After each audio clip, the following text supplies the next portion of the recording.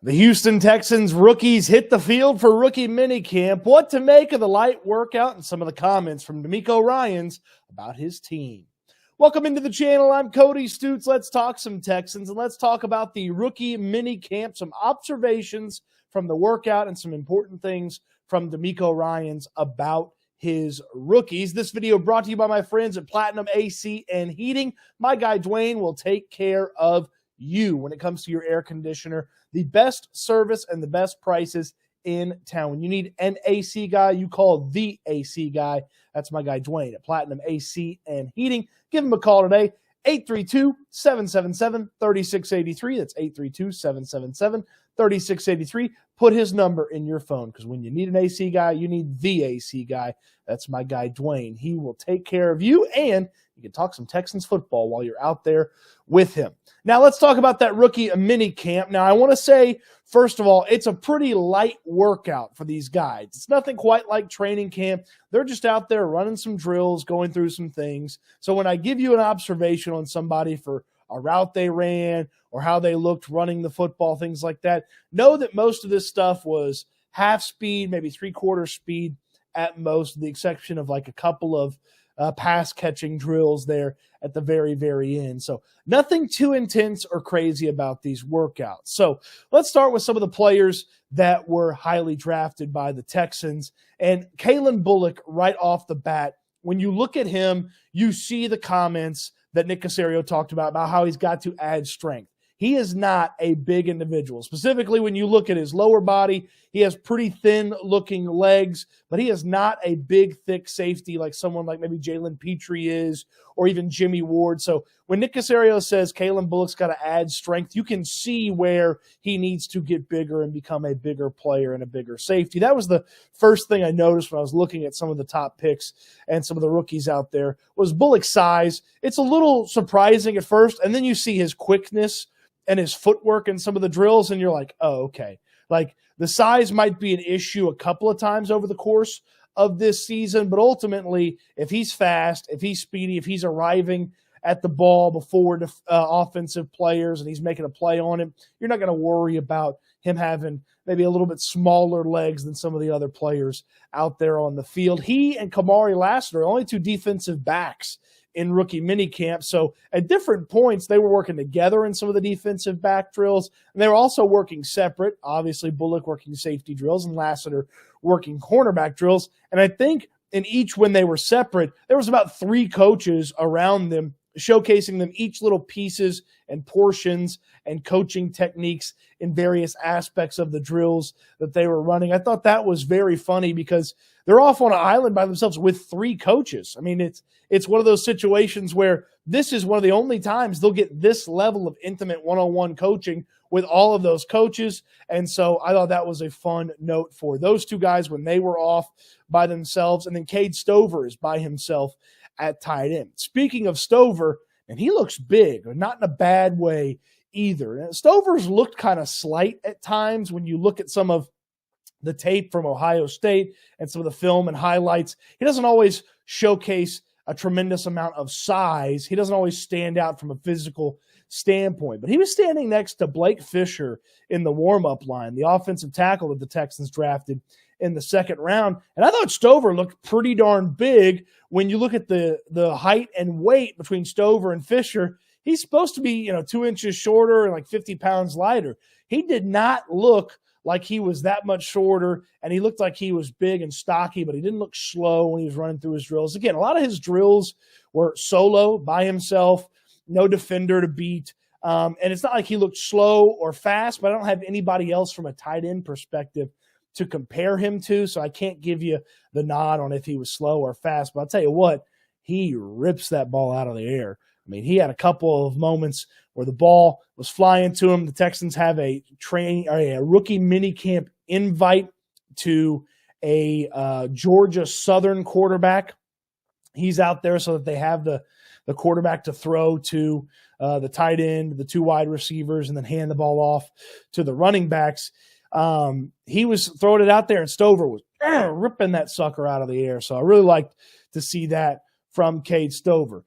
Another observation from a size standpoint, defensive tackle Marcus Harris from Auburn, he doesn't look like a defensive tackle. He looks like a linebacker that went to like Golden Corral just a couple of too many times. Like he does not look like your traditional defensive tackle. Obviously, he's not going to be a linebacker. He's going to be a defensive lineman for this team. And the size that he has wasn't an issue in the SEC. He led Auburn in sacks last year. I believe he had 7 sacks last year to lead the Tigers. So it's just jarring to see him and know he's a defensive tackle.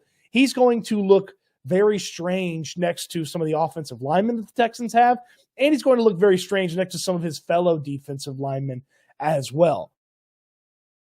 So Marcus Harris's size, he just kind of, looked a little bit smaller than I probably expected, and then what the height and weight says there on the sheet. The size difference was apparent in the running backs. There's a 40-pound difference on the stat sheet between British Brooks, the undrafted running back out of North Carolina, and Jawar Jordan, the drafted running back out of Louisville, and it shows. Brooks looks stout. He's got a thick lower body when you look at his thighs, and just he looks like a power back that can hit the hole and get you some of those tough yards. Not to say that Jawar Jordan looks small or out of place. He doesn't. And Jordan showcased a little bit of burst and speed in a couple of the drills. Again, they're going about 3/4 speed, so they hit the hole kind of hard when they're doing the running drills, and then they kind of slow down after that. So no true testament on exactly how slow or how fast some of these guys are, but it did look like Jawar Jordan had a tiny bit more acceleration in some of those drills than British Brooks did. From that standpoint, the offensive lineman, Ladarius Henderson's a giant human being. It looks like he's put on maybe a little bit of weight in anticipation of moving back inside. He played guard initially in college, and he played tackle at Michigan. Nick Caserio said after the draft that Henderson, the 7th rounder out of Michigan, is going to go back to the inside. So I wonder if he's put on a little bit of weight for the move back to inside, back to guard for him. And then your pass catchers, the Yankee twins. They are twins, obviously, but they really do look the same. There was one route and one play that they ran that if you didn't see the difference in numbers, you would have thought you watched a repeat of the previous play. It's quite literally the exact same, from the footwork to the body movements to them catching the football. It was the same. The only difference was the number on their backs. I actually thought Jaden, who's the less highly touted of the two twins, Jackson is the more highly touted. I thought Jaden looked a little bit faster in some of the workouts that he was doing. But again, they're the only two wide receivers, so it was them. Wide receivers coach Ben McDaniels, a couple of other guys from an offensive standpoint, watching them. They were the only ones catching passes as wide receivers from the rookie camp quarterback. And not much you can glean from it. And they're not out there against defenders. They're just running drills. I did see at one point the request for an adjustment in how they ran the route. They fixed that right away. Thought that was good. They don't look particularly fast, but again, I'm only comparing them to each other, and they both go about the same speed, with Jaden looking a little bit faster a time or two. So be interested to see how they look when they get mixed in with some of the veterans, some of the other players that the Texans have at the wide receiver spot when it gets to OTAs and then ultimately mandatory minicamp and then training camp when July gets here as they get ready for the Hall of Fame game. So that's the on-field report. Again, nothing too crazy, nothing too important to report from the workout, except for the fact that, hey, they're out there. It's their first time as NFL players. Kamari Lasser said after the game, after the practice, he was getting some water, and he kind of looked around. He was like,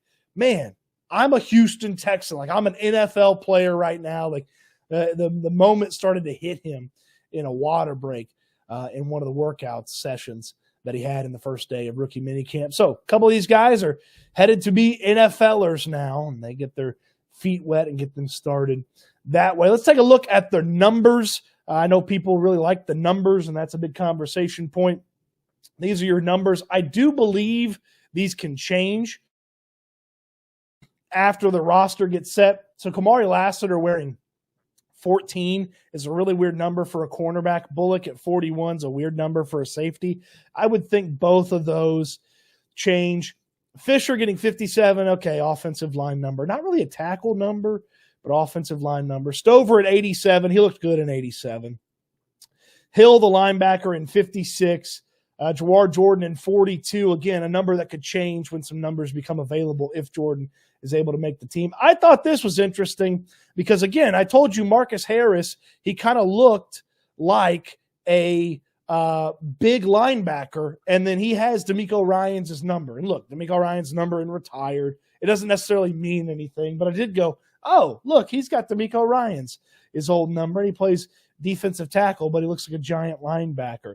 The Yankees are 83 and 81. And you got a couple of other numbers around there. So I know people care about the number stuff a little bit. Okay, let's hear from DeMeco Ryans and some of the things that he said in the post-workout kind of jumped off the page and stood out to me. I liked initially what he said about his message to the rookies, undrafted and drafted rookies. Here's the message DeMeco Ryans had for them.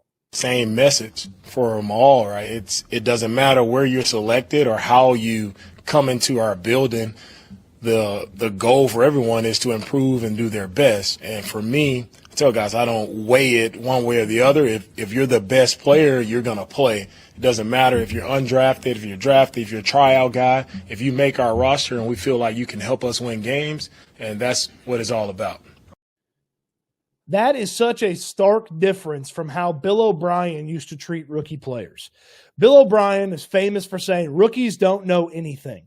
And then you've got DeMeco Ryans showing up. They're in their first day. They're getting their feet wet. They're trying to figure out where the cafeteria is, where their locker is, all that stuff. And he's saying, hey, by the way, if you go out there and you're the best player, we'll put you on the field. We'll put you on the team.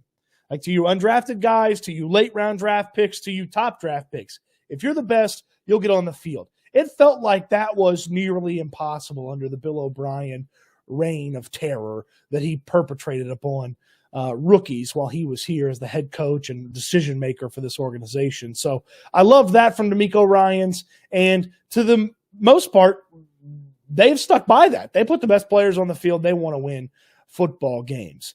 Speaking of the best players getting on the field, sometimes players have a little bit of versatility to their game. DeMeco Ryans, how do you handle players like Bullock and Lassiter who have some versatility, can do a lot on the football field? Kamari and Kalen, as you said, both guys are very versatile. And us as coaches, you know their versatility, you know what you've seen them be able to do on film. But again, at that same token, you can't overload them, right? We'll put them at one position and see how they handle it, and you just see what a guy can absorb. And the more he continues to handle, then we'll give him more, right? So we won't overload those guys to start. We'll take it day by day. If they can show us that they can do multiple things, then we'll allow them to handle those things. That's something to pay attention to with Kamari Lasser, Kalen Bullock, maybe in those early days of OTAs, minicamps, mandatory minicamp, training camp. Like, where is he? Like, if he spends a few days at slot cornerback, doesn't mean he's going to only be the slot cornerback. Maybe just getting a solid base put together at that position, and then you could put Lassiter out at outside cornerback and get him a couple of days there. So, again, versatility was a dirty word under Bill O'Brien. He just threw guys into a bunch of different positions because they seemed like they might be capable of doing some of those things, often to disastrous levels of results. And then, under DeMeco Ryans, they talk about how they have a plan for the guys. They're not going to try to overload them. They're not going to try to do too much. I mean, again, just a much better coach, much better coaching staff, much better approach from the organization as well. Let's hear from a couple of the rookies. Kamari Lasser and Blake Fischer took to the podium. We talked about that versatility with Kamari Lasser. Hey, Kamari Lasser, do you care where you play? I play football. I play defense. Wherever they put me at, it don't matter. I'm going to do it to the best of my ability. Okay, Kamari Lasser, not a cornerback, not a nickelback. He's just a football player. Put him on the field and let it go. And look, right now, Kamari Lasser probably doesn't have a preference. I would think that his preference is probably going to be the spot that gets him on the field. So if that's cornerback 2, opposite Derek Stingley, he'd love to play that. If that's starting nickelback for this team because he beats out Desmond King and Bryant, the veteran that the team brought over from the Patriots, then so be it. He'd rather be the nickelback. Like, whatever gets him on the field, I think, is ultimately going to be what Kamari Lasser enjoys the most. Lassiter, of course, played at Georgia. He found out today DeMeco Ryans played at Alabama, and watch Kamari Lassiter's reaction as he finds out that his head coach was a rival school alum. Going to Alabama, you going to Georgia. What were some similarities that you noticed between him and Coach Smart and what they preach? Coach went to Bama? DeMeco. Yeah. I ain't know that. But those two programs, very high profile programs, got a lot of the same, a lot of similarities. And what was the question? I'm sorry. It looked like he had figured out a family member betrayed him. He was like, Coach went to Bama? Like, you could see the wheels turning where he was like, hold on. I didn't know the coach went to Alabama. What's going on here? I thought that was really funny for Kamari Lasser, and I wonder if heading back to the locker room, heading back to the meetings, he was like, hey, you didn't tell me you were you were all about the roll tide, Coach. What's going on here? But that was funny. I like Kamari Lasser. It looked like he'd found a spy. Like he was like an international thriller, and he found out that someone had betrayed the country. When DeMeco Ryans was found out to be a former Bama football player. That was funny from Kamari Lasser. Blake Fischer, the offensive tackle that the Texans drafted in the second round. He is, not going to play if Laramie Tunsil and Titus Howard are healthy, ready to go, and doing their jobs. So what did Fischer think of his opportunity if indeed Tunsil and Howard are taking care of business? I asked him, hey, how do you approach this knowing that you've got two really solid guys ahead of you on the depth chart? Just go to work, just continue to get better. They've been in the league for a long time, so it's, just understanding, how they play, asking them questions, watching them play at a really high level. And that's what we're doing now. We're going through a lot of film study, so, I'm seeing it, live in real time. And, for me, it's not about starting right now or, where I'm at on the depth chart. It's just coming in here every day and just working, new system, new coaching staff, new environment. So it's just getting comfortable, like I said, just earning that trust and the respect from my coaches and my teammates. I really liked that answer from Blake Fischer, and I wasn't trying to play gotcha when I asked him that question. I just wanted to know the approach. Fischer said the word work or a variation of work, I think 13 times over the course of all of his answers. He really, truly just said he wants to get in there and get to work. He even said when he asked Jared Patterson what to expect, what he needs to do, Jared Patterson, his former teammate at Notre Dame, said, get to work. So work is going to be the motto for Blake Fischer, and he's got a lot of work to do to be ready in case he is called upon as the swing tackle or the backup tackle for one of these important tackle spots the Texans have. Obviously, if Tunsil's healthy, Titus Howard's healthy, you don't have to worry about Blake Fischer, but neither guy was healthy all the way through last year, so you may need Blake Fischer. Didn't expect to go nearly 20 minutes on rookie minicamp, but here we are, rookie minicamp. It was great to be out there seeing guys in uniforms running around. It's so close to real football that shows up in late July when training camp gets here. Football is not close, but it is on the horizon out there. And I do want to tell you about my friends over at Underdog Fantasy. If you want to get some fantasy stuff going, you can head over to Underdog Fantasy and enter in one of their best ball drafts. Man, these drafts are so much fun. I'm in the puppy right now. I've got 2 drafts going right now. You can do the draft right there at the moment, or you can set it so that your draft clock is 8 hours and you can draft at your convenience. The Best Ball Mania is the best way to get in on the action. $1.5 million to the person that ends up in first place. 2 years ago, the winner drafted their team in the summer. That's right. They drafted their team in the summer, went through the entire part of football season, and won a ton of money there at the end. Lots of contests to enter from a draft standpoint, varying price points from Best Ball Mania at $25 to the puppy at $5. I want to show you a couple of my puppy teams here.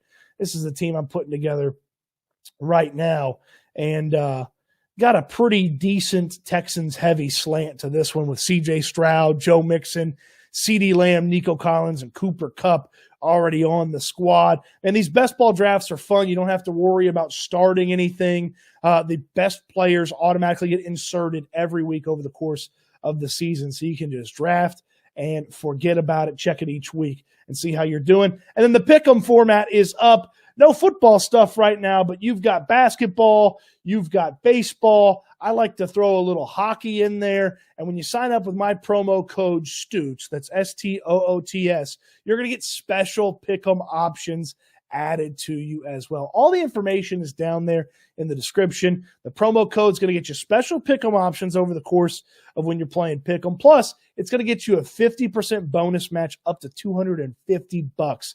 So you put in 10, you're going to get 5. You put in 20, you're going to get 10. You put in 100, you're going to get 50, so on and so forth, up to $250. Then get in there, get some of that free money, jump in Best Ball Mania, win $1.5 million. Throw a big party for all the Houston football and Cody Stoots YouTube viewers, and it'll be a blast, man. It'll be a blast. That's what I'm trying to do. I'm trying to win the big one, and, of course, throw you guys a big party. I tell you what, if I win Best Ball Mania 5 and I win $1.5 million, we're going to have a real big party, okay? We'll rent out a suite at NRG for, something, a rodeo or something. We'll have some fun with that. Get together, everybody that watches here on the YouTube. Of course, when you game, please game responsibly when it comes to Underdog Fantasy. Underdog Fantasy, the best way to fantasy. Hey, if you're still watching, you're a cool cat, and you can stay a cool cat with my friends over at Platinum AC and Heating. Don't forget, Dwyane will take care of you. It's Friday, okay? It's already late. Most guys shut their phone off. They're done. They disconnect for the weekend. Not Dwyane. Your stuff goes out Friday night. He'll come take care of you on the weekend. You do not have to suffer and be hot. You can chill out with a Platinum AC and Heating. My guy Dwyane, put his number in your phone, 832-777-3683. Let me know in the comment section what you think about rookie minicamp. Appreciate you watching the video. Hope you enjoyed it. I can't wait till we talk Texans again soon.